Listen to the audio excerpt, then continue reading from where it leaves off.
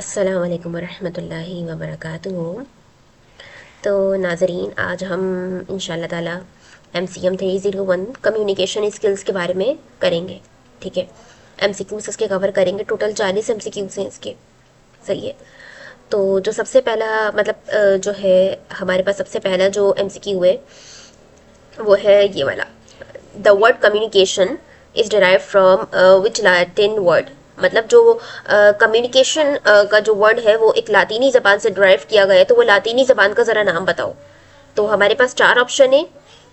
इनमें से कम्युनिको correct answer है, क्योंकि कम्युनिकेशन एक लातीनी ज़बान से माखज किया गया है जिसका नाम होता है कम्युनिको।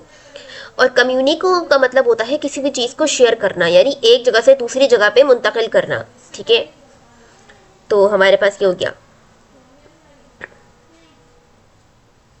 और ये वाला ऑप्शन करेक्ट क्यों नहीं है?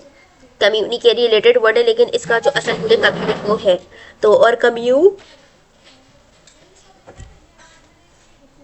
कम्युनी ये वर्ड कम्युनिटी या शेयर्ड स्पेस के लिए होता है। और कॉमर्स ये कोई विलातीनी वर्ड नहीं है। ठीक है, तो हमारे पास करेक्ट ऑप्शन था कम्युनिको। What is a basic purpose of communication? जो कम्युनिकेशन का जो बुनियादी मकसद होता है वो क्या होता है? लिसन, स्पीक, राइट या शेयर इन्फॉर्मेशन।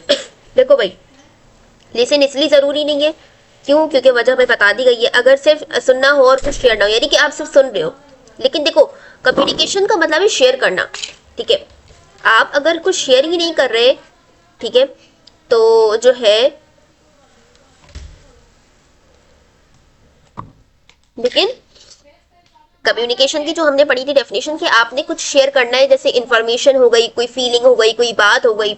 तो इसमें जो बेस्ट ऑप्शन है वो हमारे पास ये है, बेसिक पर्पस। ये भी है कम्युनिकेशन में, ये भी इस्तेमाल होते हैं सुनना, क्योंकि जब आप कम्युनिकेट करते हो तो ये सब चीजें इस्तेमाल होती है। लिसना, किसी की बात सुनना, किसी से बात करना, कुछ लिखना।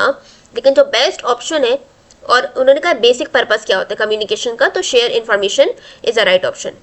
MCQ नंबर 3 हमारे पास है, which of the following is not part of a communication process. भाई वो कौन सा ऑप्शन है जो कि कम्युनिकेशन प्रोसेस का हिस्सा नहीं है? तो सबसे पहले हमारे पास जो आता है वो आता है सेंडर। सेंडर वो होता है जो कम्युनिकेट अपनी बात रिसीवर तक पहुंचाता है, अपनी बात को रिसीवर तक पहुंचाता है।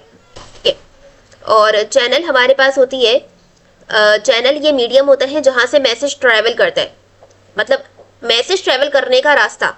अब गाड़ी जहां से चल रही है रास्ता है, वो रास्ते के ऊपर चलेगी तब मंजिल तक पहुंचेगी। ठीक है, और हमारे पास रिसीवर वो होता है जो मैसेज को रिसीव करता है और समझता भी है, फिर फीडबैक देता है। ठीक है, और आखिरी ऑप्शन हमारे पास आता है मशीन का। मशीन क्या होती है?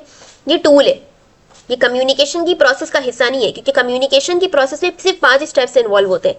सबसे पहला होता है सेंडर, मैसेज, चैनल, रिसीवर और फीडबैक। ठीक है, यानी कि सेंडर ने मैसेज किया और फिर वो चैनल से गुजर के रिसीवर के पास गया और रिसीवर ने फीडबैक दिया वापसी सेंडर को, और ये साइकिल दोबारा चलती रहेगी। ठीक है, तो हमारे पास करेक्ट ऑप्शन हुआ मशीन। तो machine is not a process of communication process, part of a communication process. MCQ number 4 हमारे पास है, how many level of communication आज। भाई कम्युनिकेशन के कितने लेवल होते हैं? कम्युनिकेशन के हमारे पास 5 लेवल होते हैं। कौन कौन से? हमारे पास कम्युनिकेशन के 5 लेवल होते हैं। इंटरपर्सनल, ये 2 वर्ड्स बहुत इस्तेमाल होंगे तो उनको याद रख लेना। इंटरापर्सनल, इंटरपर्सनल, ग्रुप, पब्लिक और मास। ठीक है, तो इंटरापर्सनल के अंदर ये होता है कि आप सिर्फ अपने आप से बात करते हो, और अपने आप से बातें करते हो जो है थॉट्स के ज़रिए से, रिफ्लेक्शन के ज़रिए से, सोच के ज़रिए से, क्योंकि आपकी माइंड्स में सोचें जो चल रही होती है, यानी अंदर ही अंदर बातें करना। अंदर ही अंदर मम्मा ने कुछ गुस्सा कर दिया, डांट दिया, उनको बोल तो नहीं सकते, लेकिन अंदर ही अंदर उनके बारे में कुछ नेगेटिव बात लेकर आ रहे हो, यार इतना नहीं बोलना चाहिए था। ठीक है, तो ये भी इंटरपर्सनल की एग्जाम्पल हो गई। इंटरपर्सनल क्या होती है? 1 to 1 कम्युनिकेशन करना, फेस टू फेस। ग्रुप क्या होती है? Small group discussion. पब्लिक, बड़ी ऑडियंस के सामने आप बात कर रहे हैं, स्टेज के ऊपर खड़े हुए हैं और बात कर रहे हैं एक बड़ी सी ऑडियंस के सामने। ठीक है, जैसे पब्लिक स्पीकिंग होते हैं ना लोग, ठीक है, किसी भी मौजू के ऊपर बोल रहे होते हैं। सही। Mass communication, through mass communication वो कम्युनिकेशन होती है जिसमें बहुत बड़ी ऑडियंस होती है।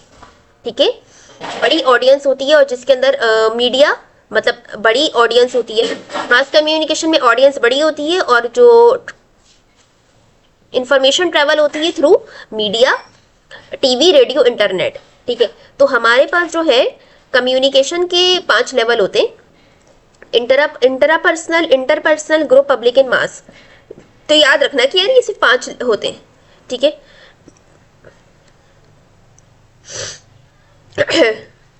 एमसीक्यू नंबर हमारे पास जो आता है, नेक्स्ट एमसीक्यू हमारे, which level of communication is, भाई वो कौन सी कम्युनिकेशन होती है जिसमें आप सिर्फ खुद से बात करते हो। तो भाई ये शुरू की जो तीनों कम्युनिकेशन होती है ना, आप इसमें खुद से बात नहीं करते। क्यों? क्योंकि इंटरपर्सनल के अंदर वो कम्युनिकेशन होती है जिसमें 2 लोगों के दरमियान बात होती है, ठीक है। और मास कम्युनिकेशन में मीडिया के जरिए से बात हो रही है, और ग्रुप में ही छोटी टीम। तो भाई बेस्ट आंसर हमारे पास क्या हुआ? इंटरापर्सनल। याद रखना, इंटरापर्सनल कम्युनिकेशन वो होती है जो कि आपके अंदर जो हो रही होती है बात, खुद से बात हो रही होती है, इनसाइड योर आउन माइंड, ठीक है। जब आप like when you think, reflect और talk to yourself silently, it is the most basic level of communication and help in decision making, self awareness and emotional control. Next MCQ हमारे पास जो आता है, which level involve communication with large audience. भाई वो कौन सी communication होती है जो कि बहुत बड़ी सी ऑडियंस से कम्युनिकेट करती है, ठीक है।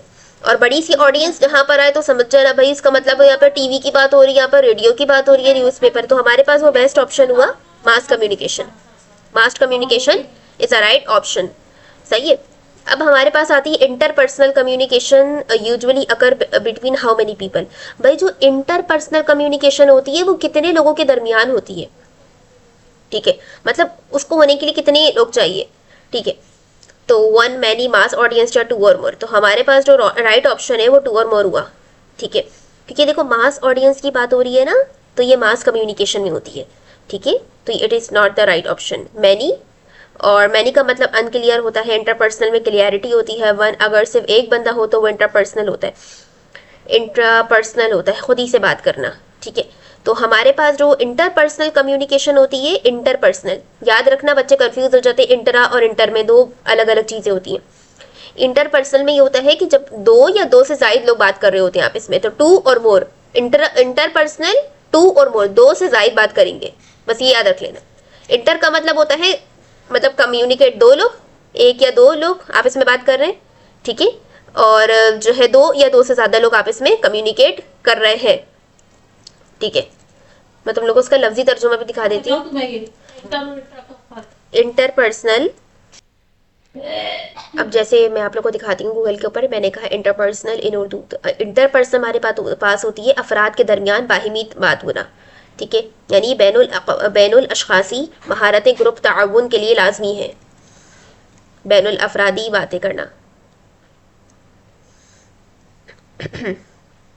अफराद के दरमियान बाहिमी, 2 अफराद के दरमियान तय होने वाला मामला, ठीक है। 2 या 2 से ज़्यादा लोग इसमें मुलव्विस होंगे, ठीक है। तो हमारे पास सवाल आया था कि इंटरपर्सनल कम्युनिकेशन में कितने लोग होते हैं मुलव्विस? 2 और मोर होते हैं, ठीक है। तो जो है गलती से ये मत लगा देना मैनी या मास्क ऑडियंस, क्योंकि ये करेक्ट ऑप्शन नहीं है, 2 और मोर है। क्यों है ये भी मैंने बता दिया, ठीक है। और वो 2 या 2 से ज़्यादा लोग कौन हो सकते हैं? फ्रेंड, इंटरव्यूअर, स्मॉल डिस्कशन, ठीक है। Which of the following is, यानी कि ना कम ना ज़्यादा, ये समझ लो। Which of the following is an element of interpersonal communication. भाई वो कौन सा एलिमेंट है जो कि इंटरपर्सनल कम्युनिकेशन के अंदर आता है, ठीक है। तो इंटरपर्सनल कम्युनिकेशन के जो एलिमेंट है वो कौन कौन से होते हैं? स्क्रिप्ट, एजेंडा और वेबसाइट और फीडबैक। भाई हमारे पास फीडबैक राइट ऑप्शन है, क्योंकि feedback is a course of interpersonal communication, जिसमें रिसीवर जो है अंडरस्टूड और रिस्पॉन्ड टू द मैसेज। इसमें एक होता है सेंडर और एक होता है रिसीवर। तो रिसीवर क्या करेगा? रिसीवर मैसेज को समझने वाला, सेंडर मैसेज को भेजने वाला। नहीं, ये तो क्या किया, जो है सेंडर ने मैसेज भेजा तो रिसीवर ने मैसेज को रिसीव किया, ठीक है। तो जो है feedback is a part of interpersonal communication. अब फॉर एग्जांपल मैं सेंडर हूँ और आप लोग रिसीवर हो, आप लोग मेरी वीडियो को सुन रहे हो, ठीक है। अब मैं आप लोग को बात समझा रही हूँ, ठीक है, और आप लोग मेरी बात को कर रहे हो रिसीव। लेकिन अगर आप लोग नीचे कमेंट में इसके ऊपर थोड़ा बताते हो कि यार मुझे समझ में आया, ये हुआ, अच्छी वीडियो थी, या फिर थोड़ा क्रिटिसाइज करते हो मेरे इस वीडियो में गलत पॉइंट्स को, तो ये आप लोग का फीडबैक हुआ। तो फीडबैक इज अ की पार्ट ऑफ इंटरपर्सनल कम्युनिकेशन, ठीक है। इंटरपर्सनल कम्युनिकेशन क्या थी? ये अफराद के दरमियान बात करना, 2 अफराद या 2 से ज्यादा अफराद के दरमियान बात होना, ठीक है। और फीडबैक क्या हो गया मुझे एकदम से। तो फीडबैक जो है इंटरपर्सनल कम्युनिकेशन का हिस्सा है, ठीक है, जहाँ पे दो या दो से ज़्यादा लोग आपस में फीडबैक करते हैं, ठीक है। तो स्क्रिप्ट, एजेंडा और वेबसाइट हमारे पास करेक्ट ऑप्शन नहीं है, क्योंकि स्क्रिप्ट ये प्री रिटन होता है, ये पहले से लिखा होता है। यानी कि फॉर एग्जाम्पल अगर जैसे यूट्यूबर होते हैं जो वीडियो बना रहे होते हैं, तो वो पहले इसकी स्क्रिप्ट लिखते हैं, पहले से प्लानिंग होती है उनकी कि यार ये बोलना है, इससे उनका दिमाग मेंटली तौर पर प्रिपेयर्ड रहता है, ठीक है। तो स्क्रिप्ट ये प्री रिटन होती है, मोस्टली फॉर्मल या स्टेजेड कम्युनिकेशन में यूज होता है।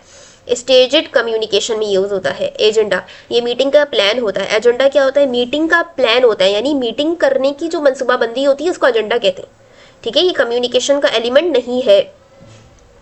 वेबसाइट ये एक मीडियम हो सकता है, लेकिन इंटरपर्सनल कम्युनिकेशन का डायरेक्ट नहीं है। तो what is the best option? Feedback is a की पार्ट ऑफ इंटरपर्सनल कम्युनिकेशन। मेरे साथ रिपीट करो तुम लोग, ठीक है। फीडबैक इज अ की पार्ट ऑफ इंटरपर्सनल कम्युनिकेशन। उसके बाद हम आते हैं एमसीक्यू नंबर 9 के पास आते हैं यार। एमसीक्यू नंबर 9 हमको ये कहता है कि the key to effective interpersonal communication. भाई interpersonal communication the key to effective interpersonal communication तक पहुंचने के लिए क्या तरीका चाहिए, वो क्या चाबी है जो कि एक बेहतरीन इंटरपर्सनल कम्युनिकेशन हम कर सकते हैं।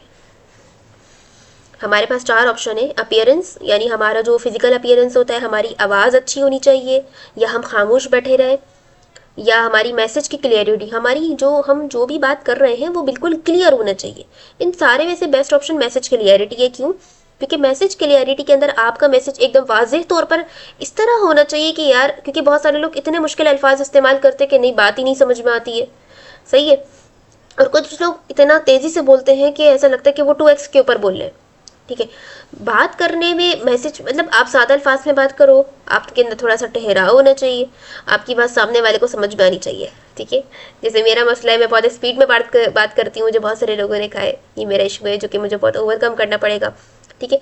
तो अगर मैं बेहतरीन इफेक्टिव इंटरपर्सनल कम्युनिकेशन बिल्ड करना चाहती हूँ, तो मुझे अपनी बात के अंदर क्लियरिटी पैदा करनी होगी, ठीक है। तो मैसेज क्लियरिटी के अंदर क्या होता है कि मैसेज क्लियर होना चाहिए, समझ में आना चाहिए और डायरेक्ट होना चाहिए। This is the most important factor in the effective communication, ठीक है। तो मैसेज क्लियरिटी इंटरपर्सनल कम्युनिकेशन का बेहतरीन तरीका है, ठीक है।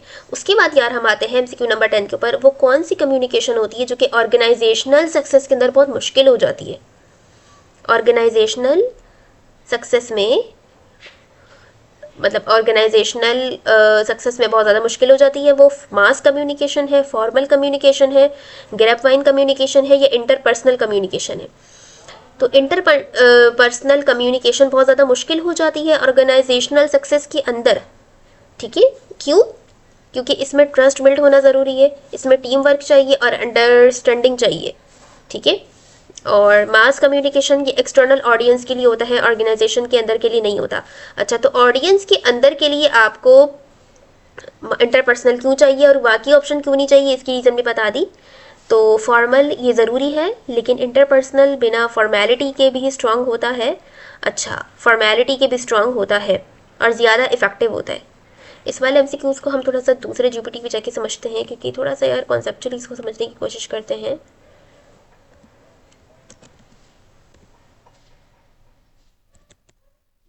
विच कम्युनिकेशन, मुझे इसको थोड़ा सा कॉन्सेप्चुअली समझना है। इन ऑर्गेनाइजेशन, नंबर 1 हमारे पास है मास, नंबर 2 हमारे पास है फॉर्मल, नंबर 3 हमारे पास है ग्रेपवाइन, नंबर 4 हमारे पास है इंटरपर्सनल।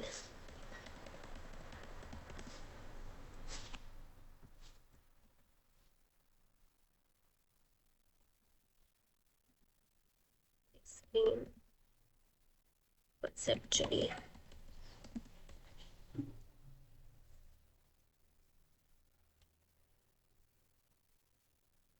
इंटरपर्सनल कम्युनिकेशन जो है वो ऑर्गेनाइजेशन सक्सेस के लिए इतनी मुश्किल इस वजह से होती है क्योंकि इसके अंदर डायरेक्ट और फेस टू फेस पर्सन बात कर रहे होते हैं, ठीक है। और this is a very real understanding. और यहाँ पर चूँकि जब फेस टू फेस बात करनी पड़ती है, फिजिकली बात करनी पड़ती है, क्योंकि जब आप किसी से फेस टू फेस बात कर रहे हो तो आपका गेटअप अच्छा होना चाहिए, आपका फेस एक्सप्रेशन अच्छे होने चाहिए, आपने हर चीज़ का ख्याल रखना चाहिए, होना चाहिए, ठीक है। तो ऑर्गेनाइजेशन वहाँ पर ग्रो करती है जहाँ पे लोग ऑर्गेनाइजेशन ग्रो करने के लिए ये हमारे पास 5 तरीके हैं जहाँ पे आपके आइडियाज़ क्लियर होने चाहिए, आपका जो अंडरस्टैंडिंग होनी चाहिए दो लोगों के दरमियान, आप रिजॉल्व कॉन्फ्लिक्ट, यानी जब दो लोग आपस में इख्तलाफ कर रहे हैं तो इख्तलाफ करते वक्त मतलब लड़ाई, इख्तलाफ एक अलग चीज़ होती है। इख्तलाफ नहीं होता है कि आप सामने वाले को जो आपका एक किसी ने कोई सवाल पूछा लेकिन दो अलग अलग जवाब आ रहे हैं, उसके पॉइंट ऑफ व्यू अलग आ रहे हैं, मेरा पॉइंट ऑफ व्यू अलग आ रहा है, इख्तलाफ है लेकिन लड़ नहीं रहे अखलाक की वजह से, क्योंकि अखलाक होना चाहिए। सही है, तो ये भी चीज़ मैटर करती है। बिल्ड रिलेशनशिप, ताल्लुकात अच्छे होने चाहिए, work as a team work होना चाहिए, यानी सबको साथ लेके चलना है, ऐसे ही कि सिर्फ एक ही को आप वो करे जा रहे हो, फेवरेटिज्म। ठीक है, तो हमारे पास जो बेस्ट ऑप्शन है इंटरपर्सनल कम्युनिकेशन है, बाकी ऑप्शन क्यों करेक्ट नहीं है, क्योंकि मास कम्युनिकेशन के अंदर बड़ी ऑडियंस चाहिए होती है but not personal and does not build relationship. अच्छा, मास कम्युनिकेशन के अंदर जो है हम जो है रिलेशनशिप इस वजह से तो नहीं बिल्ड कर सकते, क्यों? क्योंकि वहाँ पे कम्युनिकेशन कैसे हो रही है, न्यूज़पेपर और टीवी के जरिए से हो रही है ना, तो वहाँ पे सब कुछ ऑनलाइन हो रहा है। फॉर्मल कम्युनिकेशन के अंदर ये होता है कि ईमेल और रिपोर्ट्स के जरिए से काम होता है ना, ऑफिशियली होती है, important but slow and limited, तो फिर ये हमारे पास नहीं आएगी। ग्रैब वन कम्युनिकेशन, र्यूमर्स, यानी कि र्यूमर्स कहते हैं अफवाहें, गलत अफवाहें फैलाना। ठीक है, और ये बहुत तेज़ी से फास्ट होती है क्योंकि इसमें बहुत ही एक्स्ट्रा की ऐसे मतलब छोटी सी मामूली बात को भी इतना बढ़ा चढ़ा के बताना, फिर लोगों में इतनी तेज़ी से वायरल करना, और ये वायरल हो भी जाती हैं बातें, but not reliable and may create confusion. तो किसी भी ऑर्गेनाइजेशन को कामयाब करने के लिए इंटरपर्सनल कम्युनिकेशन इसलिए ज़रूरी है क्योंकि उधर 4 चीज़ें होती हैं। टीम वर्क होता है, मोटिवेशन होती है, ट्रस्ट होता है और प्रोडक्टिविटी होती है, और ये चारों चीज़ें इधर नहीं होती। So the best option is interpersonal communication. तो सवाल अगर आपके पास आता है which communication is crucial in organisation success, तो लगा देना इंटरपर्सनल कम्युनिकेशन। ठीक है, अब आते हैं हम नेक्स्ट एमसीक्यूज की तरफ।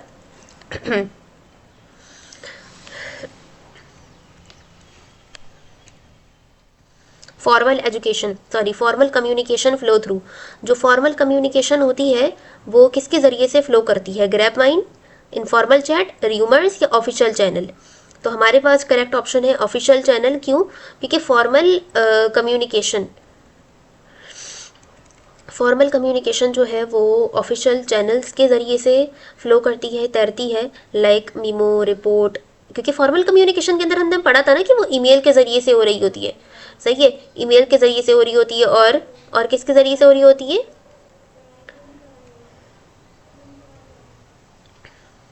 फॉर्मल कम्युनिकेशन में क्या चीज़ें 3 चीज़ें इन्वॉल्व होती है, मीमो, ईमेल और रिपोर्ट। अब मीमोज क्या होता है इसको देख लेते हैं। मीमोज इन उर्दू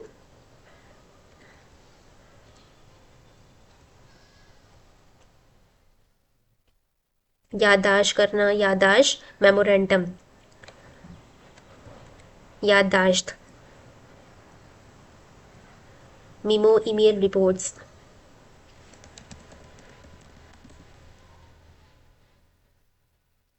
गूगल हमको एक लाइन में बताता है, एक वर्ड में, और ये हमको पूरा का पूरा उसमें समझाएगा। मीमो ये होता है किसी बात को इन्फॉर्म, रिमाइंड या इंस्ट्रक्ट करने के लिए लिखा जाता है, यानी किसी बात को याद रखने के लिए।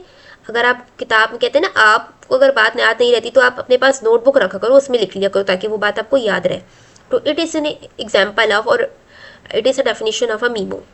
ठीक है, मीमो क्यों ज़रूरी है? क्योंकि इंपॉर्टेंट इन्फॉर्मेशन देने के लिए, रूल एंड पॉलिसीज अनाउंस करने के लिए, रिमाइंडर्स भेजने के लिए। ऑफिस का छोटा ऑफिशियल मैसेज मीमो कहलाता है। ठीक है, मेमोरेंडम एक शॉर्ट रिटर्न मैसेज होता है जो ऑर्गेनाइजेशन के अंदर एम्प्लॉय मैनेज या बस मेमोरेंडम, मीमो मेमोरेंडम कहलाता है। ठीक है, तो करेक्ट ऑप्शन हमारे पास जो है वो ऑफिशियल चैनल है। मैं जल्दी जल्दी कर लेती हूँ, एमसीक्यूज काफ़ी है, ज़्यादा है हमारी, और 19 से ज़्यादा टाइम लग गया हमारा। तो फॉर्मल कम्युनिकेशन क्या होती है? वो हमारे पास ऑफिशियल चैनल के ज़रिए से। अच्छा, मैं तुम लोग को सिर्फ ये बता देती हूँ करेक्ट आंसर, बाकी तुम लोग जो है बाकी करेक्ट क्यों नहीं हो तुम लोग खुद ही देख लेना। ठीक है, तो कम्युनिकेशन जो है फॉर्मल कम्युनिकेशन जो है वो ऑफिशियल चैनल के ज़रिए से फैलती है। ठीक है, ऑफिशियल चैनल में आ जाएगा memo, reports, meeting and email. Okay, next MCQ हमारे पास जो है MCQ number 12, communication in organisation. Communication जो कि ऑर्गेनाइजेशन के अंदर होती है वो डिसीजन मेकिंग के अंदर हेल्प करती है। बाकी भी ऑप्शन ठीक है, लेकिन क्यों? कम्युनिकेशन हमारे पास हमें फैसला, कोई भी अगर आप फैसला देते हो यानी कि आप जब ज़्यादा से ज़्यादा लोगों से बात करोगे, नए लोगों से बात करोगे, तो आपके पास ज़्यादा इन्फॉर्मेशन आएगा, और जब ज़्यादा इन्फॉर्मेशन आएगा तो फिर आप कोई भी ज़िंदगी में अपना कोई भी अच्छा फैसला ले सकते हो based on your previous information. ठीक है, by sharing information, discussing options and coordinating action. ठीक है, क्योंकि कोशिश करनी है कि हमें ज़्यादा से ज़्यादा बात करनी है, नए नए ताल्लुकात बनाने हैं, रिलेशन बिल्डिंग करनी है, टीम वर्क करना है। ठीक है, और ये कम्युनिकेशन स्किल ऐसी बात नहीं है कि आप बोलोगे कि ऑलरेडी हमारे पास है, हम बोलते तो हैं रोज़मर्रा की ज़िंदगी में, नहीं, ये एक स्किल है जो कि सीखनी पड़ती है। It is an art, you have to learn it properly. Okay, अच्छा, क्रिएटिव काउस का मतलब होता है कम्युनिकेशन का गोल ऑर्डर और क्लैरिटी लाना होता है, ना कि कन्फ्यूजन। डीलिंग वर्क, अच्छी कम्युनिकेशन का रिजल्ट होता है फास्ट और एफिशिएंट। अच्छा, इन कम्युनिकेशन हुई इज अ डिकोडर। डिकोडर कौन होता है? यानी कम्युनिकेशन के दौरान, बात करने के दौरान भाई डिकोडर कौन सा वाला होता है, क्या होता है ये? रिसीवर। क्यों? रिसीवर एक डिकोडर होता है क्योंकि वो मैसेज को इंटरप्रेट करता है सेंडर को, सही है। रिसीवर क्या करता है? सेंडर ने मैसेज दिया रिसीवर को, ठीक है। अब डिकोडिंग का मतलब होता है कि मैसेज को समझ लेना। अब मैं आप लोग को बात बता रही हूँ, आप लोग मेरी बात समझ गए होंगे, और बहुत सारे लोग मेरी बात को नहीं समझे होंगे, ठीक है। तो डिकोडर क्या होता है? जो है हम कह सकते हैं रिसीवर होता है। याद रखना कि सेंडर इंकोडर होता है, मैसेज क्रिएट करने वाला इंकोडर कहला, ये डिकोड नहीं करता, और चैनल मीडियम होता है, ठीक है। याद रखना सेंडर इंकोडर होता है, मैसेज को क्रिएट करने वाला, और डिकोडर हमारे पास कौन होता है? मैसेज को, इस मैसेज को इंटरप्रेट करने वाला, समझना, मैसेज को वापसी उस फॉर्म के अंदर लेकर आना जैसे वो था, ठीक है। एक चीज़ याद रख लो, दूसरी चीज़ उसकी उल्टी है। ये मेरे केमिस्ट्री की सर तला बता देते मुझे। सेंडर ये इंकोडर होता है और रिसीवर उसका डिकोडर होता है। रिसीवर इज अ डिकोडर, ठीक है। Which skill consume the most communication time? भाई वो कौन सी स्किल है? ये बहुत इंपॉर्टेंट सवाल लग रहा है भाई। वो कौन सी स्किल है जो कि सबसे ज़्यादा कम्युनिकेशन टाइम, मतलब जिसको कम्युनिकेशन टाइम बहुत ज़्यादा कंज्यूम करती है? स्पीकिंग, रीडिंग, लिसनिंग और राइटिंग। क्यों लिसनिंग? क्योंकि रियल लाइफ में listening takes up the most time. We listening during meetings, क्योंकि हम मीटिंग्स के दौरान को सुन रहे हैं, लेक्चर के दौरान सुन रहे हैं कन्वर्सेशन, क्योंकि इतनी गौर से हम, फॉर एग्जाम्पल अगर आप मीटिंग अटेंड कर रहे हो तो आपको कोई एक बात भी नहीं छोड़नी, वरना वो मिस हो गई तो आपके ये बाद में प्रेजेंटेशन देने में मसला हो जाएगा। सो यू शुड, जितना ज़्यादा आप लिसनिंग करोगे, एक बेहतरीन तरीका बताऊँ, बहुत सारे लोग क्या करते हैं कि लिसनिंग करते हैं, फॉर एग्जांपल अगर वो मीटिंग को ज्वाइन कर रहे हैं, वो लिसनिंग कर रहे हैं, लेकिन अगर वो साथ में शॉर्ट पॉइंट्स नहीं बना रहे, ठीक है, तो मुझे लगता है कि यार वो आधी बात 50% बात है वो भूल जाएंगे। तो ज़रूरी है कि आप अगर लिसनिंग कर रहे हो तो आप साथ में पॉइंट्स बनाओ, उसको बाद में रिवाइज कर लो, ठीक है। तो इस वजह से लिसनिंग ज़्यादा ज़रूरी होती है। It is a receptive skill होती है and happen more often than speaking और राइटिंग।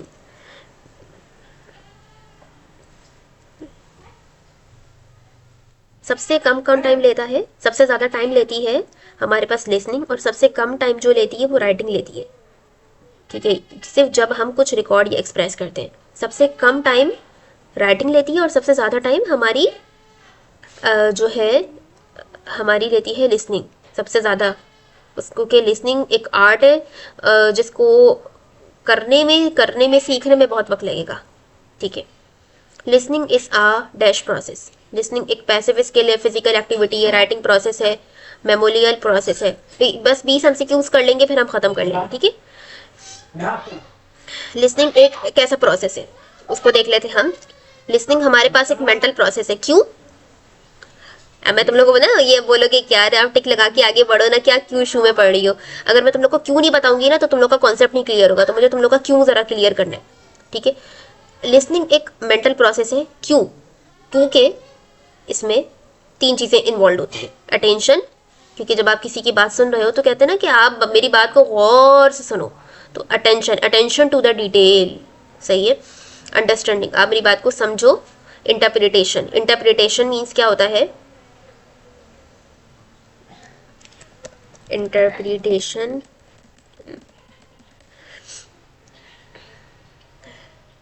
तशरीह करना, तफसीर करना, वजाहत करना, किसी भी चीज़ की वजाहत करना, किसी बात, लफ्ज़ या मैसेज को समझना और उसकी वजाहत करना या उसका मीनिंग बताना इंटरप्रेशन कहलाता है। अगर मैं आपको कोई एक बात बोलूँ, ठीक है, और आगे से मैं कहूँ, फॉर एग्जांपल अगर मैं आप लोग को एक लाइन बताऊँ, फॉर एग्जाम्पल मैं आप लोग को इंटरप्रिटेशन की डेफिनेशन बताऊं। अब आगे से मैं बोलूँ कि स्टूडेंट, चलो फॉर एग्जाम्पल अगर स्टूडेंट में आमना है तो मैं बोलूँ कि आमना, आपको मेरी बात समझ में आएगी? आमना बोलेगी हाँ मिस आ गई। अब मैं बोलूँ आमना जरा ये मेरी बात को समझाओ। अब आमना जो मेरी बात को समझाएगी अपने अल्फाजों में, it is called interpretation, it is called interpretation. ठीक है, सो लिसनिंग के अंदर हमारे पास तीन चीजें इन्वॉल्व होती हैं, अटेंशन, अंडरस्टैंडिंग एंड इंटरप्रिटेशन। ठीक है, तो ये तीनों स्टेप्स इन्वॉल्व होते हैं लिसनिंग के अंदर। तो लिसनिंग इस वजह से मेंटल प्रोसेस होती है, और मेंटल प्रोसेस के अंदर हमारे पास ये तीन चीजें इन्वॉल्व होती है। ठीक है, it's not just hearing, it's a thinking while receiving information. अच्छा, बहुत सारे लोग समझते हैं कि अगर आप लिसनिंग कर रहे हो तो मतलब सुन रहे हो, तो वो सुनना तो एक अमल है, जाहिर सी बात है, आपके दिमाग तक बात पहुंच रही है आपके कानों के जरिए से, क्योंकि आप जो बात, फॉर एग्जाम्पल मैं आप लोग तक जो बात कर रही हूँ वो वेव्स के जरिए से पहुंचेगी, है ना, वेव्स के जरिए से पहुंचेगी। ठीक है, अब फॉर एग्जाम्पल अगर मैं अपनी टीचर से बात कर रही हूँ, मैं कम्युनिकेट कर रही हूँ, तो वहाँ पे वेव्स इन्वॉल्व हो जाएंगी। सही है, तो वो फिर वो मेरे कानों तक जाएगी, फिर वो मेरे ब्रेन तक जाएगी, वो प्रोसेस करेगा, फिर आगे से मैं रिएक्ट करूंगी और वो रिएक्ट फीडबैक होगा। ठीक है, तो it's not just hearing, listening हमारे पास एक मेंटल प्रोसेस होता है, it involve attention, understanding and interpretation. It's not just hearing, it's thinking while receiving information. ठीक है, पैसिव स्किल वो होती है अगर हम एक्टिवली समझ रहे हैं तो ये पैसिव नहीं होती। फिजिकल एक्टिविटी, सुनना कम ईयर से होता है, अच्छा कानों से सुनना होता है लेकिन समझना दिमाग का काम है, यानी मेंटल का काम होता है। राइटिंग प्रोसेस, लिसनिंग का राइटिंग से कोई डायरेक्ट लिंक नहीं होता। ठीक है, तो हमारे पास concept listening is a mental process. MCQ number 17, बस 20 खत्म होने वाले हैं, हमारी 30 मिनट की वीडियो खत्म हो जाएगी यार। Which of the following is a barrier to effective listening? Effective listening के अंदर जो बैरियर होता है वो क्या होती है, मतलब वो कौन सी चीज़ है जो इफेक्टिव, अच्छी लिसनिंग, इफेक्टिव कहते हैं जो चीज़ असर करती है, बेहतरीन बेहतरीन काम, सही है, असर करने वाला। ठीक है, मैं आपको एक बात समझाऊँ, आपको मेरी बात अच्छे से समझ में आएगी तो बोलोगी हाँ ये एक इफेक्टिव स्पीकर है, मुझे इसकी बात समझ में आ रही है। ठीक है, असर करने वाली, इफेक्टिव निकला इफेक्ट से, और इफेक्ट कहते हैं उर्दू में असर करने को, कोई चीज़ असर कर रही है, कोई चीज़ आपको मुतासिर कर रही है। ठीक है, तो डिस्ट्रैक्शन हमारे पास राइट ऑप्शन है। क्यों? क्योंकि डिस्ट्रैक्शन, नॉइज, मोबाइल फ़ोन और वैंडरिंग थॉट्स। ठीक है, अगर जो है आप किसी की, फॉर एग्जांपल अगर आप मेरी बात सुन रहे हो लेकिन आपको डिस्ट्रैक्शंस हो रही है, आपके पास जो है बच्चे शोर कर रहे हैं, आपके मोबाइल का अलार्म बज रहा है बार बार। ठीक है, तो इफेक्टिव लिसनिंग के अंदर बैरियर बनने वाले ये चौथी चीज़ है। अच्छा, आई कॉन्टैक्ट और नोट टेकिंग तो नहीं है, लेकिन पैराफ्रेजिंग, थर्ड ऑप्शन को देख लेते हैं। ये क्यों नहीं? क्योंकि पैराफ्रेजिंग का मतलब होता है ये तो एक्टिव लिसनिंग का पार्ट है, समझकर दोबारा एक्सप्रेस करना। पैराफ्रेजिंग कहते हैं किसी चीज़ को दोबारा से एक्सप्रेस करना। इसको हम देख लेते हैं कॉन्सेप्चुअली थोड़ा सा। ठीक है, पैराफ्रेजिंग होता है मुख्तलिफ अल्फाज में वही बात दोबारा बयान करना। ठीक है, मतलब फॉर एग्जांपल मैं अगर आप लोगों को बोलती हूँ, एक हदीस सुनाती, मुसलमान मुसलमान का भाई है। ठीक है, अब आप में से कोई, आपने स्टूडेंट, मैं बोलती हूँ आपने जरा इस बात को जरा पैराफ्रेज करे, तो आपने इस बात को दूसरे अंदाज से समझाती है। इसका मतलब ये हो सकता है कि मुसलमान जो है दूसरे मुसलमान का ख्याल रखे मुश्किल वक्त में, बात वही हो गई लेकिन अल्फाज का चुनाव अलग था। ठीक है, तो किसी जुमले या आइडिया को अपने अल्फाज में दोबारा से लिखना या आसानी से समझ आने वाले अल्फाज में बदल देना पैराफ्रेजिंग कहलाता है। Communication is important for success, कामयाबी के लिए बातचीत ज़रूरी होती है। ठीक है, मैं थोड़ा सा और एग्जांपल देती हूँ, लेकिन यार टाइम चला जाएगा ना, छोड़ो, टाइम जो है ओवर हो रहा है। एमसीक्यू नंबर हमारे पास 28 हो गया ना, 70, क्या 28 बोलिए, 17। एमसीक्यू नंबर 18 हमें क्या कहता है? विच एक्टिविटी इंप्रूव इज लिसनिंग? भाई वो कौन सी एक्टिविटी होती है जो कि लिसनिंग को इंप्रूव करती है? वो कौन सी भाई एक्टिविटी होती है जो कि लिसनिंग को इंप्रूव करती है? पैराफ्रेजिंग। क्यों? क्योंकि पैराफ्रेजिंग के अंदर क्या होता है, आप एक ही बात को, स्पीकर ने जो बात करी आप उसी की बात को रिपीट कर रहे हो, और जितना ज़्यादा रिपीटेशन होता है उतनी ही चीज़ आपके जहन में आपको देर तक याद रहती है। वो लॉन्ग टर्म मेमोरी के अंदर, ब्रेन का ना एक पार्ट होता है हिप्पोकैम्पस, जिसका काम होता है लॉन्ग टर्म मेमोरी। ठीक है, तो जितना ज़्यादा आप चीज़ों को रिपीट करेंगे वो चीज़ उतना ही ज़्यादा आपके लॉन्ग टर्म मेमोरी में सेव रहेगी। तो paraphrasing means repeating what the speaker said into your words, it show you understand the message and help clarify meaning. It's a sign of active listening and improve focus and memory. और ये दो चीज़ों के ऊपर काम करती है, focus and memory. ठीक है, तो इम्प्रूव लिसनिंग, मल्टीटास्किंग तो आपकी जो है ये एबिलिटी को कम कर दी, क्योंकि एक वक्त में बहुत ज़्यादा काम करना it's will distract you. Okay, so which activity improve listening? Paraphrasing activity improve listening. Okay, आखिरी एमसीक्यूज की तरफ आ जाते हैं। लास्ट एमसीक्यू है, पता नहीं 19 क्यों शो कर रहा है, तो 20 हो गया था। ठीक है, बस लास्ट कर लेते हैं।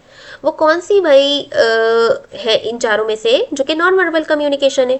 नॉन वर्बल कम्युनिकेशन वो होती है जो कि आपके हैंड्स के जरिए से होती है, जिसमें आपके फेशियल एक्सप्रेशंस इन्वॉल्व होते हैं, यानी आप जबान का इस्तेमाल नहीं करते, आप जबान से बात नहीं करते, लेकिन आपकी जो हाथ है, आपकी आई मूवमेंट्स हैं, वो इन्वॉल्व होते हैं। तो gestures are the part of non verbal communications. ठीक है, और गेस्टर्स मैंने बता दिए, there are 3 types of many gestures, but here we discuss 3। Hand movements, nodding. अब नोडिंग क्या होता है यार? ठीक है, nodding in Urdu, nodding in Urdu हम देख लेते हैं। नोडिंग मतलब होता है सर हिलाना। अच्छा, जब कोई बंदा सर ऊपर नीचे हिलाकर हाँ का इशारा करता है तो उसे नोडिंग कहते हैं। ठीक है, ठीक है, ठीक है। तो गेस्टर्स, हैंड मूवमेंट, नोडिंग और facial expressions are part of non verbal communication.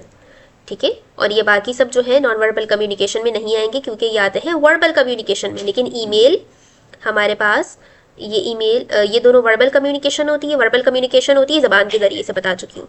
और ईमेल ये भी रिटर्न वर्बल फॉर्म है, नॉन वर्बल नहीं है। ठीक है, तो हमारे पास बेस्ट ऑप्शन हुआ गेस्टर्स। ओके, तो इतने एमसीक्यू हमारे काफ़ी हैं।